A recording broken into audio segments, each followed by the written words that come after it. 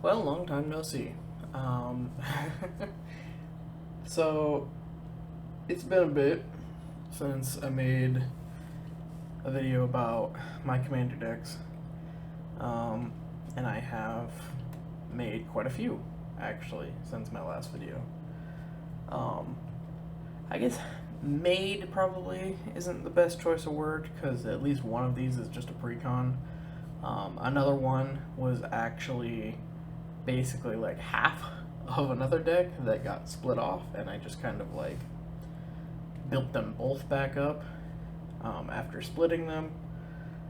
Um, Another one is one that I had mentioned I was wanting to build, um, the artifact deck. Um, and the funny thing about the artifact deck is that I have actually built three. I basically ended up having too much theme in three different kind of areas with the deck, and so I ended up wanting to take those three themes and branch them off into their own thing. So, I'm going to use this video as just kind of a primer to basically start like a season 2, so to speak, on these videos. I'm not going to try and like jam these all in like a week or two like I did last time. I'm just going to go as I have time for. So I might end up doing episode 1 today. I'm also not going to do these in like an order of power level because like I'm even less sure than I was last time about like where the power rankings on these decks really like land. And that's mostly because like I feel like my play groups are not exactly good like benchmarks for like the normal play groups that people encounter when they're playing Commander. And I say that mostly because they're just kind of weird. Like I don't think my play groups are necessarily competitive, but I don't think that they're like necessarily creative either. And they're both different too. I have two different play groups, and they're both pretty stark contrasts actually. But anywho, with that being said, I'm gonna try and go in order of created, but I don't exactly remember which ones were which. So I think the one I had been teasing before was the Brea deck. So we've got Brea and Crew. And basically, these are just going to be really artifact heavy, artifact matters kind of cards. We've got Urza Saga. We've got, what else do we got in here? Master Transmuter. We've got Karn. Urza's Apprentice, which is kind of a teaser for... Where is he?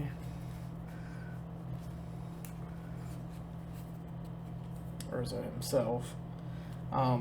This deck is a deck that is still using proxies, but one new development that has occurred since the last time I was making these videos is that I am unfortunately no longer using proxies in the majority of my decks. One of the two of my play groups felt really uncomfortable with proxies. I really could not begin to tell you why. It's still sort of confusing for me, but I digress. But yeah, so there's Ethereum Spinner is a common, but it works in this kind of deck. We've got Chief Engineer, Etch Champion. We've got all the artifact lands in here, or at least most of them, to my knowledge. We've got the Urza lands. Yeah, lots of good stuff. Good old Tezzeret. And that one's the proxy box topper one for untapping artifacts. I'm not trying to go through this whole deck. I'm just trying to kind of showcase a little bit, get an idea of what we're playing with here. So that one ended up being decent. I played tested this one a little bit. Not as much as I'd like to because it is running proxies, and where some of my decks I was able to take the proxies out and not really feel too much of a hurt. This deck, to take the proxies out of this deck would kind of kill it a little bit, especially with Urza. And Urza himself, like, he's not too powerful that I can't, remove him, but anyone who's ever played Urza knows Urza is fucking good shit. So this is one of the other ones I've built. This is my Gargos Hydra deck. So we've got, like Iron Scale Hydra, we've got, let's see here, Monstrous Onslaught. That one's fucking cool in this deck. Solidarity of Heroes, double counters, Unbound Flourishing. I'm not actually showing any fucking Hydras so far. We've got Neverwinter Hydra. There's two more Hydras I want to show off in this one. Got Hydra Omnivore. It's not one of the two that I was talking about, but just show it off real quick. Since it's in here, come on, where are they? There we go. Got Colonian Hydra, that's a big one.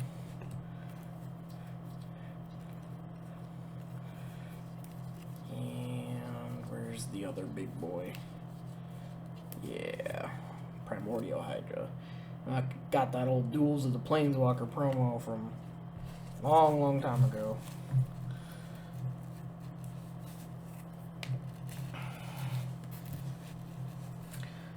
So, there's a peek at the Hydra deck. I'm going to save my favorite one for last because it's a really fun deck.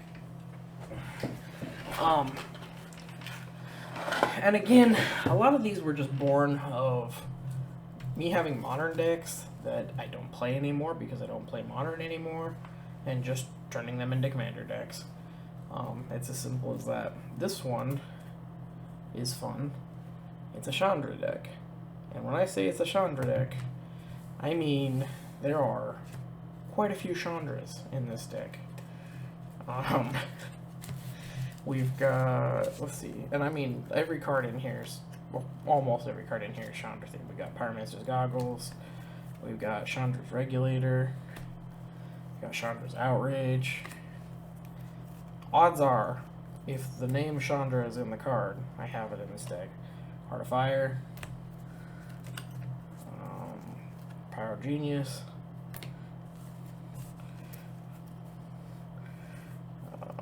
got that Seal of Fire with her artwork on it from her old duel deck, her Revolution. We got some of the cards from her spell book. So we got Fiery Confluence, Ignition, Acolyte of Flame, Modest Pyromancer, Devouring Flames, Old Pyromancer. Probably showing off more of this deck than I should. We got her Past in Flame that has her artwork on it. Got her Oath. Got her Fury. Pyro Helix. Not all these cards are good, I should clarify. Flames of the Firebrand. Torch of Defiance, we got that Spellbook variant. Pyromancer Ascension. Young Pyromancer, which is kind of just a fan of her Flame Collar. Good old Pyroblast.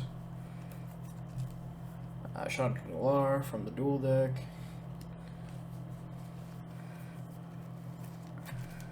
Chandra's Incinerator. Gotta have the Gauntlet. Pyromancer Gauntlet. Got her Pyroling. Yeah, so that's enough of that. We're not going to show off too much of the deck, even though I probably just listed like 20 cards.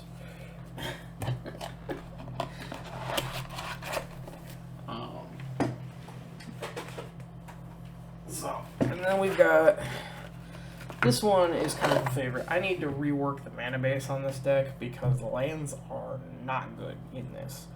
I've tried to play this deck probably 3 or 4 times now, and each time has been extremely unsuccessful. Like, we're talking like turn 5, turn 6, I still don't even have anything on the field. Like, just lands, basically. But we're running a mono red deck focused entirely on dragons. So we've got Lathliss. We've got, hold on, gotta get through all the bullcrap tokens. Udvara,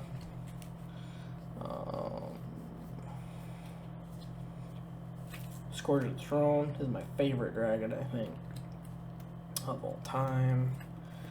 Got a classic red dragon. When I say classic, I just mean like, I don't know what I mean. Goddamn cats. Trying to get in here. Oh, check this one out. I fucking love this. I found this really fucking cool promo of Shivan Dragon. Like, is Shivan Dragon good? Not really. Debatable. But, look at that sumbitch. That's way cooler than the original art. Oh, yeah. But yeah, this is just a mono red dragon deck that's got tons and tons of cool dragons. Dracoseth, Maw Flames. That guy's fucking badass. And then we've got Sarkhan in here, of course, the mono red ones.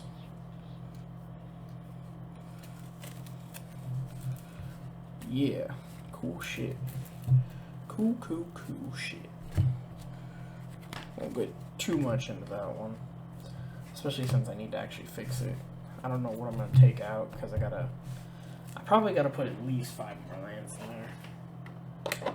But I really should go through and count what it has right now.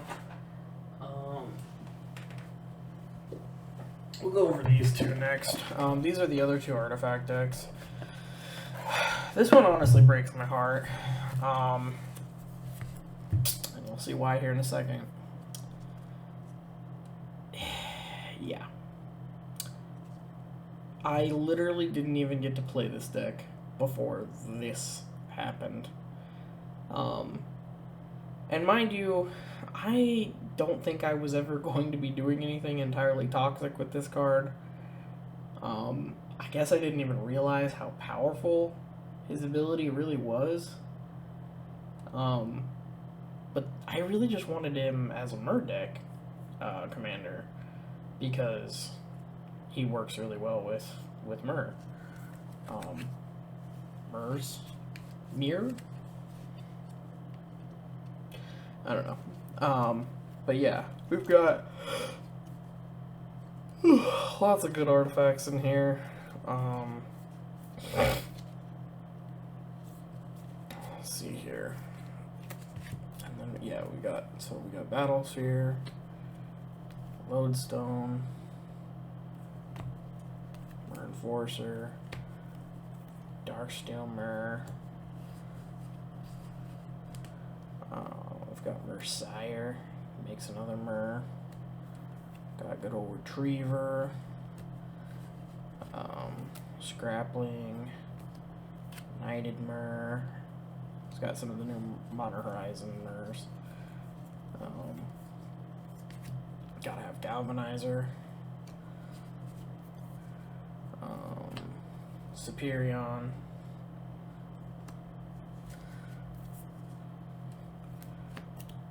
Palladium, Shimmer,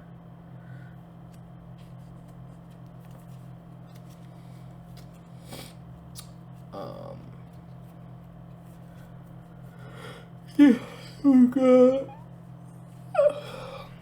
Mer Reservoir, Mer Turbine, and Mer Matrix.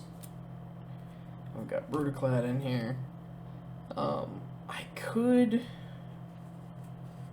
probably take this down enough that I could get it so the Brutaclad could run it, because he is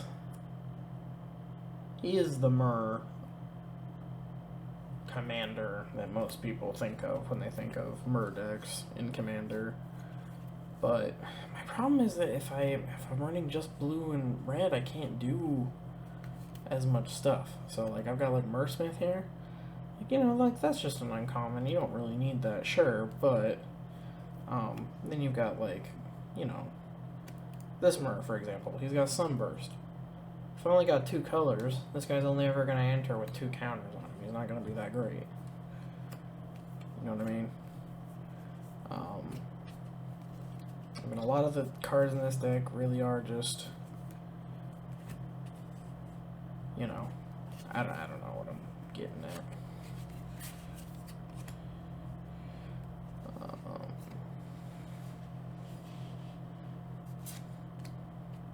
Oh shit, these aren't sleeved. This deck wasn't even sleeved all the way. God damn. What was I thinking? Yeah. Didn't even get to play it. Sad day. So I probably won't go over this one in my series, in my season 2, so to speak, just because this deck literally never even got finished, really. Oops, bump the mic. This one's almost got like an equally bad problem. So I was talking about all those modular cards I was super interested in, right? So we made a Zabaz deck. Here's the problem with Zabaz. I thought this card was way better than it actually is, because I thought a modular triggered ability would mean ETB. I don't know why. I got it in my head that that's how that worked. But I figured every time a creature entered the battlefield, if it had modular, that it would get an additional counter on top of whatever it would have gotten. If that was the case, this deck would be stupid good. Stupid good. I've run it like that because I didn't know the rules, really. Like, I guess I just misunderstood them. And for anyone who's played against this deck while I didn't know the rules, I apologize. I really, honestly didn't know any better, and I'm sorry. But yeah. Part of that ends up boiling down to another card that's in this deck that I thought comboed with Zabaz really well. Now understanding the deck a little bit better, understanding Zabaz a little better, it really doesn't work the way I thought it did. Let me see if I can find it.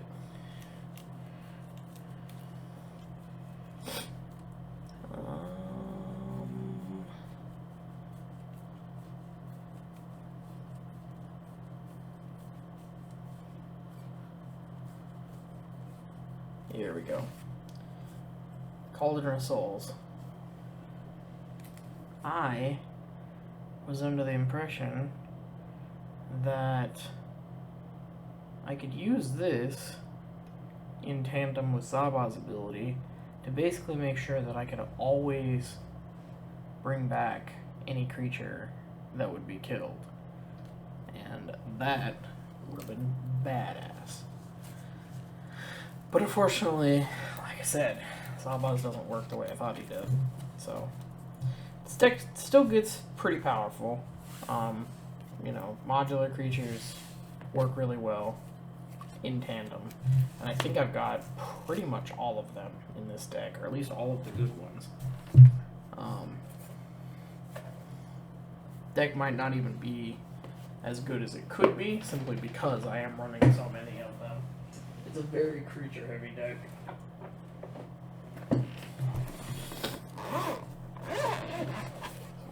Bust out this right here. Those are just tokens. So we got the new precon for zombies. Will help the Rot Cleave. It's not showing up too great because he's in a sleeve. He's a pretty dark card. There we go. That's some good lighting there. If you know the precon, then you probably know the bulk of this deck, because I didn't change too much. I did change a decent amount. But it's a zombie tribal deck. Not much more to say about that. It's pretty good. I think I've only lost one match with it so far. But it's been really competitive, really good, fun deck so far. So then we've got this one, which I really enjoy playing, which is my Selesnya deck. We've got the Selesnya sleeves on here. We've got the Selesnya deck box, the Guildgate art on here. We've got a Voja token. So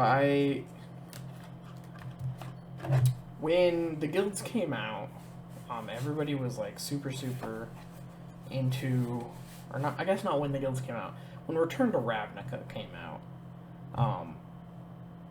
A lot of people mark Return to Ravnica as like a decline in the game when interest was kind of waning, but for my particular playgroup at the time, that could not have been like a bigger era of interest in Magic. Like, that's probably peak Magic for me. That was when I was playing the most Magic in my life, really, was Return to Ravnica. We were having fucking parties like every weekend with like anywhere from like 4 to like 10 people showing up at this one dude's house to play Magic. Bringing fucking liquor, bringing beer, bringing fucking pizza, fucking all kinds of shit. We were fucking just having a blast just playing Magic. And one of the like trends that caught on is like people started like picking their team, so to speak, with their guilds.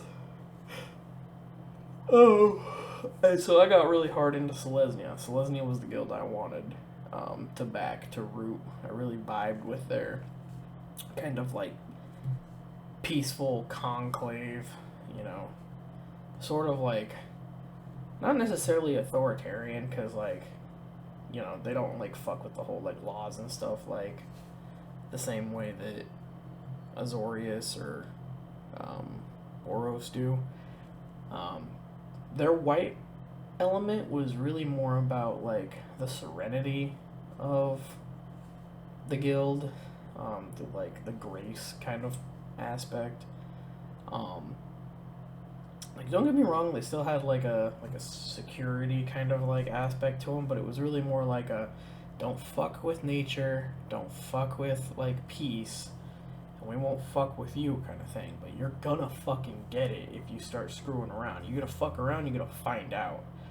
And it's kind of funny because like in a lot of ways, people like act like Gruul is like the anarchy guild, but I kind of think Selesnya is really more anarchistic than Gruul is.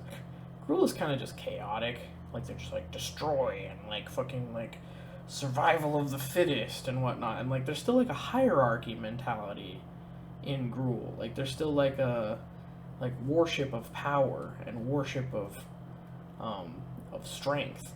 And in True Anarchy, like you don't really worship anything. It's just more like, I don't know, like just abolition of laws, abolition of hierarchy.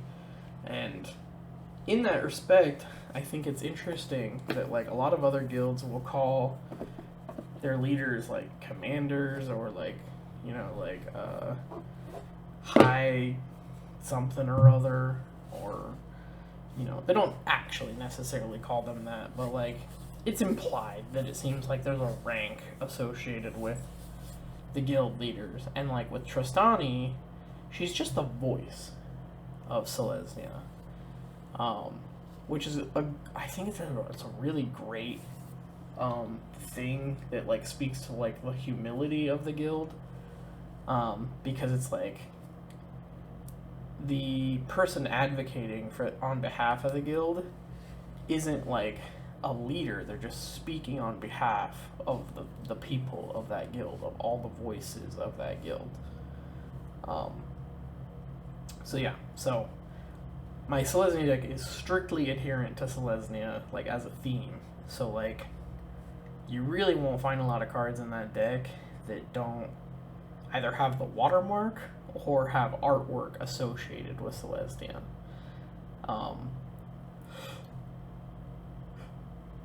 It's very on theme, on brand. Yeah, so that's the Selesnya deck. I'll get into that in an actual full episode. This is, I believe, the last deck I'm going to go over, and it's probably the favorite that I've made in this last season of Commander decks, so to speak. And that is Chatterfang, Squirrel General. This one's kind of got an interesting story because basically, when Modern Horizons 2 came out, and I'm sure I think I even mentioned it in the video where I pull my pre-release kit, I was not happy with squirrels as a tribe. I didn't like it, I didn't get it. I thought it was a gimmick, and I thought people who fell for the gimmick were dumb. But then this buddy of mine like kept going on and on about how like Chatterfang is actually a zombie commander, because you know, if you're getting zombie tokens, then you're actually getting, you know, additional squirrel tokens. So you're getting additional zombie tokens and then more squirrel tokens. And he said that you should make a zombie deck with Chatterfang. And I hate that. I hate that so fucking much. Because I have a firm belief that Chatterfang, Squirrel General, should be a commander for a squirrel army. There should be no zombies or any other kind of tokens that he's making. I feel like if one or more tokens would be created under your control, those tokens plus that many green swirl tokens are created instead, is an ability that basically begs you to make more squirrel tokens. Because you can basically effectively double squirrels every time you make them with him. So in that respect, this deck is actually, surprisingly, extremely powerful.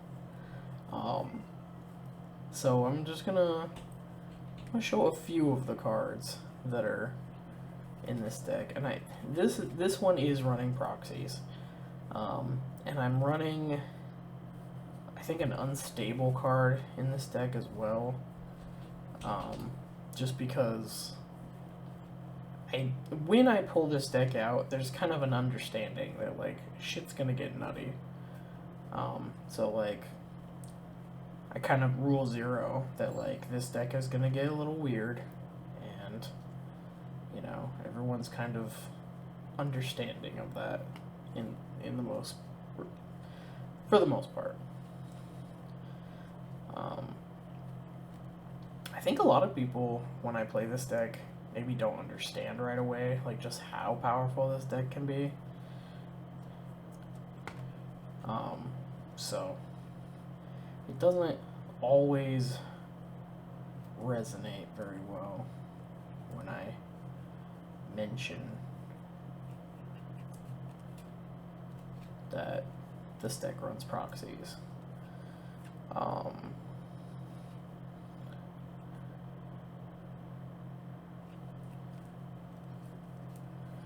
Where is it? There it is. Okay. I think we've almost grabbed all the important pieces here.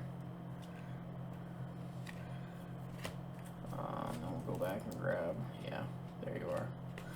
Okay, so I'm just gonna cover kind of like some of the like main concepts here, which honestly this whole video is probably gonna like ruin any desire to watch the actual like breakdown videos, but we're just covering some of the central themes here. So in this deck, on top of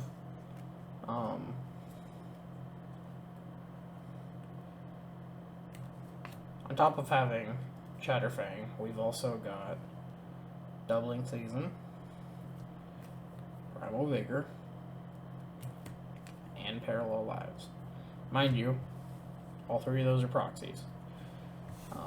Those cards are fucking expensive, and really they don't need to be. They're good cards, but the decks that run them, like, it's not like they're like combo enablers or anything like that, really. I mean, they're just good cards.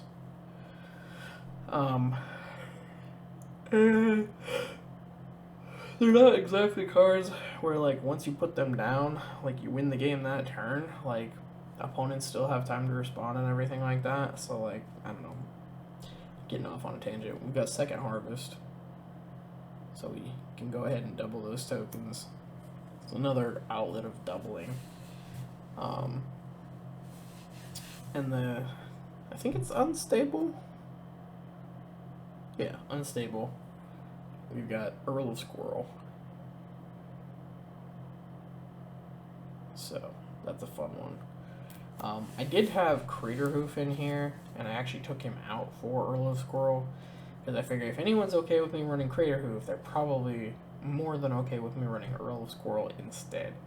So, if anyone's, like, kind of uncomfortable with Earl of Squirrel, I just mentioned, like, hey, this was a Craterhoof, and most of the time everyone's like, okay, wow.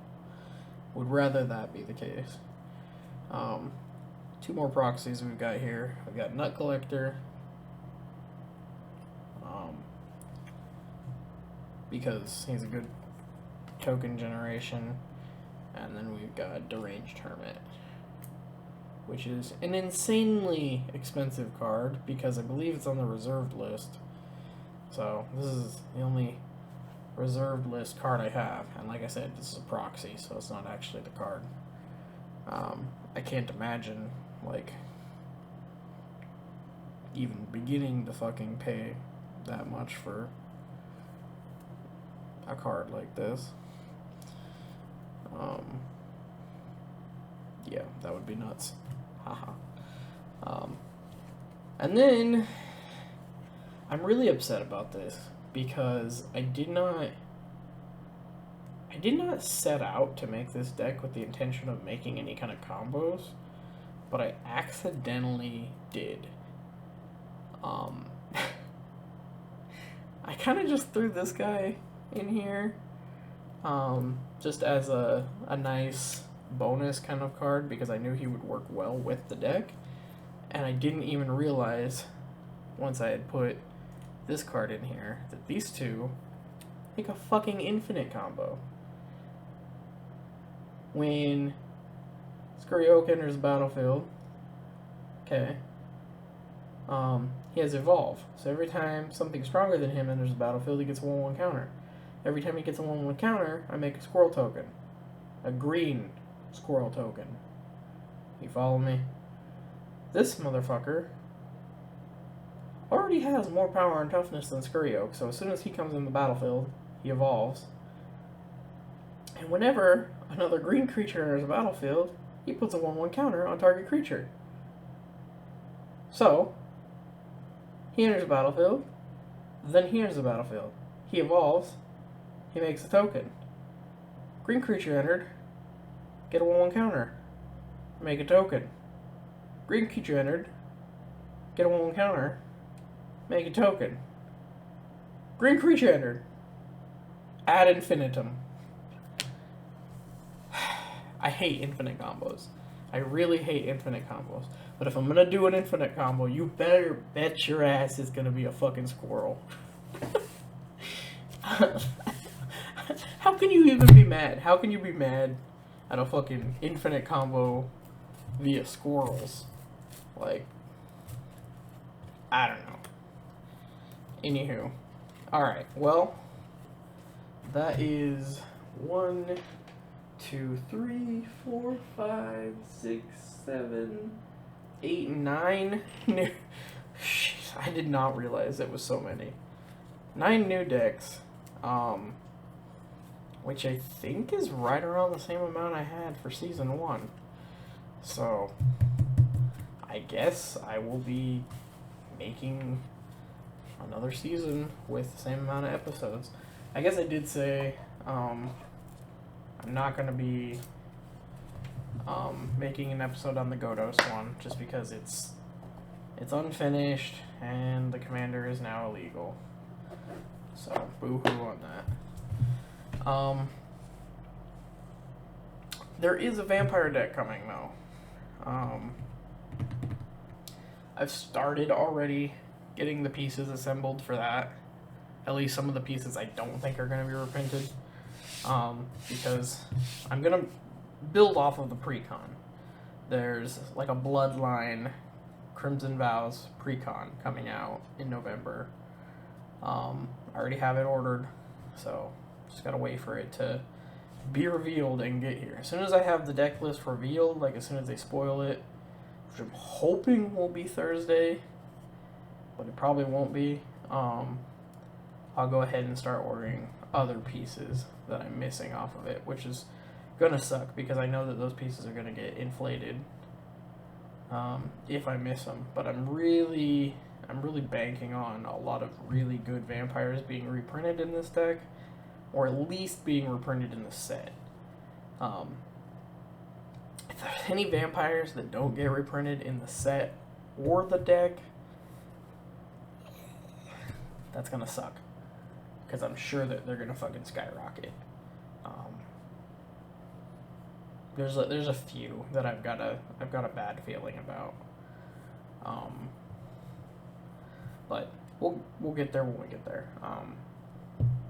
I picked up at least one expensive one, somewhat expensive one, that I think is probably going to shoot up.